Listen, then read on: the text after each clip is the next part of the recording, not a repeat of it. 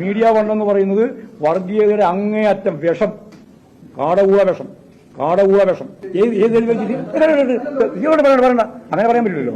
എന്ത് തെളിവ് വെച്ചിട്ടാ? ഏതാ മാധ്യമം? Media one. അത് തന്നെ പണി. മീഡിയ വണ്ണാണ് ഇത് ഏറ്റവും പ്രധാനപ്പെട്ട കക്ഷി. നിങ്ങളല്ലേ ജമാഅത്ത് ഇസ്ലാമിന്റെ വെക്കുതാവും. മീഡിയ വൺ എന്ന് പറയുന്നത് വർഗീയതയുടെ അങ്ങേയറ്റം വിഷം, കാടകൂള വിഷം. മീഡിയ വൺ എന്ന് പറയുന്നത് വർഗീയതയുടെ അങ്ങേയറ്റം വിഷം, കാടകൂള വിഷം. അതിങ്ങനെ വളച്ചു കെട്ടി പറയാനൊന്നും വേണ്ട.